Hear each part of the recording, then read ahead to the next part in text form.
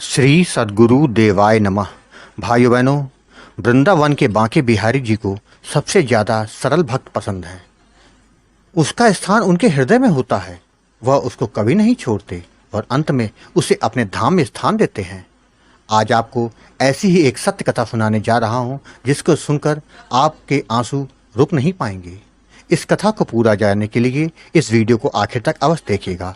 उससे पहले जिन लोगों ने अच्युत प्रभात यूट्यूब चैनल को अभी तक सब्सक्राइब नहीं किया है, उनसे निवेदन है कि चैनल को सब्सक्राइब करके बेल आइकन अवश्य दबा दें, जिससे नए वीडियो के नोटिफिकेशन लगातार आपको मिलते रहें। वृंदावन में एक व्यक्ति कहीं से रहने आ गया। उसका नाम था सरजू। सरजू बहुत ही गरीब व्यक्ति था। उसे जो कोई काम मिल जाता उसे करके उसी से अपनी गुजर बसर करता था। वहाँ उसका अपना जानने वाला कोई नहीं था। सरजू में एक खासियत थी, जब कोई परेशानी में हो तो उसकी मदद जरूर करता था। उसने बचपन में कहीं सुना था कि जो दूसरों की मदद करता है समझो ठाकुर जी की मदद करता है, तो फिर ठाकुर जी उसका हमेशा ध्यान रखते हैं। इसी कारण वह हमेशा ठाकुर जी को याद किया करता था और लोगों की मदद किया करता था। इस वजह से जब किसी को परेशानी में देखता था तो वह उसकी सहायता करता तो था, चाहे उसके लिए जितना उसको नुकसान उठाना पड़ जाए। वह कहता था, भगवान सब देख रहा है। उसकी इसी अच्छाई के कारण आसपास के लोग भी उसे बहुत मानते थे। एक दिन की बात है, सरजू काम पर गया हुआ था। उसके मालिक ने भंडारा कराने के लिए उसको कुछ पैसे दिए और कहा, जाकर कुछ सामान ले आओ। सरजू दुकान पर गया। उसने मालिक के द्वारा दी गई लिस्ट दुकानदार को दे दी और उसने कहा कि लिस्ट का सारा सामान आप निकाल दीजिए और उसका बिल हमको बनाकर दे दीजिएगा। दुकानदार ने लिस्ट के अनुसार सारा सामान पैक कर दिया। इसके साथ ही उसको बिल भी दे दिया। बिल के अनुसार उसने पैसा उनको दे दिया, जिसके बाद भी उसके पास कुछ पैसा बच गया। वह सारा सामान लेके मालिक के पास आ रहा था। तभी वह जहाँ रहता है उसके पड़ोस के रहने वाले व्यक्ति की तबीयत ज़्यादा खराब हो गई थी, तो उसकी पत्नी उसको लेकर डॉक्टर के पास जा रही थी। सरजू ने जब देखा, उसने पूछा, भैया को क्या हुआ? तो उसकी पत्नी ने कहा, अचानक इनकी तबीयत ज़्यादा बिगड़ गई है, इसे डॉक्टर के पास जा रहे हैं। सरजू अपना सारा सामान लेकर उसके साथ हो लिया। डॉक्टर के पास गए। जब ये लोग पहुंचे तो वहाँ कुछ देर बैठना पड़ा। बाद में जब डॉक्टर ने इनको देखा, देखने के बाद कुछ दवाई लिख दी और कहा, 3 दिन के बाद अगर बुखार आता है तो लेकर आ जाना।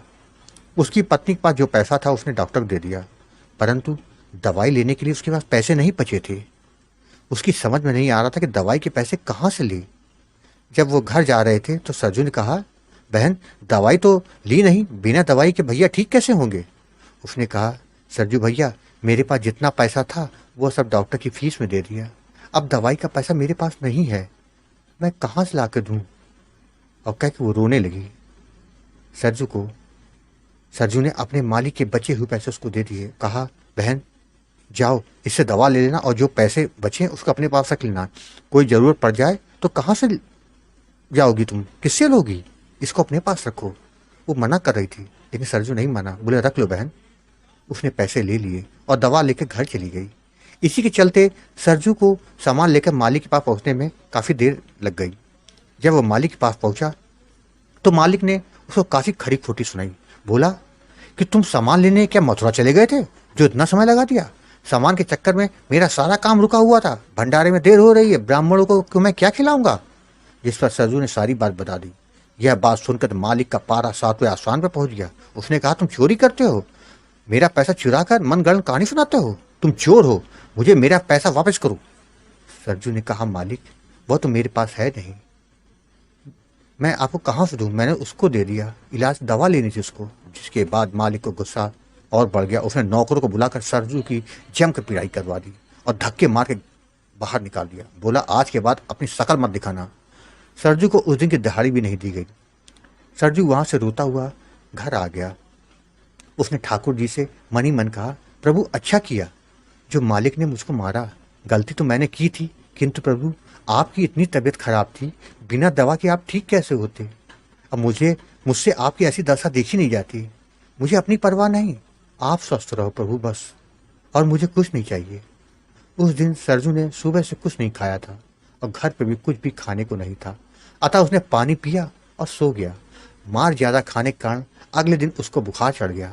बिस्तर पर पड़ा रहा, क्योंकि उसकी चलने की भी हिम्मत नहीं बची थी। पूरा दिन वह ऐसा ही पड़ा रहा, कुछ भी नहीं खाया। अगला दिन हो गया, उसकी हालत और ज्यादा बिगड़ गई। लेटे लेटे बस वो ठाकुर जी को याद करता रहा। अपने भक्त की ऐसी हालत को देखकर बांके बिहारी जी कैसे शांत रह सकते थे। वह एक वैद्य का रूप बना के उसके पास आए। बोले, बेटा मुझे प्यास लगी थी, क्या पानी पिला सकोगे? सरजू ने कहा, जी महाराज। वह किसी तरह उठा, उनको पानी पिलाया। वैद्य बने ठाकुर जी ने कहा, लगता है भाई तुम्हारी तबीयत ठीक नहीं है, ये लो दवाई खा लो, मैं वैद्य हूँ, तुम्हारी तबीयत ठीक हो जाएगी। सरजू ने वो दवाई खा ली। दवा खाने के तुरंत बाद ही सरजू की तबीयत एकदम ठीक हो गई और शरीर में शक्ति सी आ गई। सरजू ने कहा, महाराज आप कौन है, सच में बताइए, इतनी जल्दी तो कोई दवा काम नहीं करती। मैं 3 दिन से मैंने कुछ नहीं खाया और मुझे शरीर में बहुत ताकत है। ठाकुर जी ने कहा, मेरी तबीयत जब खराब थी तो तुमने मेरी मदद की, अब मैंने कर दी। यह कहकर वो चले गए। सरजू ने सोचा, मैंने तो उनको कभी देखा नहीं, तो मैंने इनका कब इलाज कराया? काफी देर सोचने के बाद उसको याद आया, मैंने ठाकुर जी से कहा था आपको आपका इलाज कराया है, तो क्या सचमुच में ठाकुर जी आए थे? वह यह सोच कर काफी देर तक रोता रहा। पूरा दिन वह रोता रहा कि मेरे ठाकुर जी मेरे पास आए, मैं उनसे मिलकर भी उनको पहचान नहीं पाया। रोते रोते वह सो गया। रात में बांके बिहारी ने स्वप्न दिया, कहा, तुम मेरे बहुत सरल भक्त हो, मुझे बहुत पसंद हो। कुछ समय के बाद मैं तुमको अपने पास बुला लूंगा, तब तक तुम जिस भाव से रहते हो वैसे ही रहना। लोग कहते हैं करीब 6 माह के बाद सुबह के समय सरजू का शरीर छूट गया। उसे बिहारी जी अपने धाम ले गए। पड़ोस वालों ने उसका अंतिम संस्कार किया था। भाइयों बहनों, आपने देखा, बांके बिहारी जी भक्त के भाव को देखते हैं। जो जिस भाव से उनको बसता है वह उसके साथ वैसा ही प्रेम करते हैं। तभी तो कहा जाता है, ठाकुर जी को पाना है तो अपना भाव शुद्ध रखो। आपको यदि यह कथा पसंद आई हो तो कमेंट में राधे राधे लिखना मत भूलिएगा। अगर आपके पास भी बांके बिहारी की कृपा, वृंदावन और राधा रानी से जुड़ी कोई सच्ची कथा हो तो उसको मेरे व्हाट्सएप या ईमेल पर भेज सकते हैं। ईमेल और व्हाट्सएप नंबर वीडियो के डिस्क्रिप्शन में दिए हुए हैं। राधे राधे।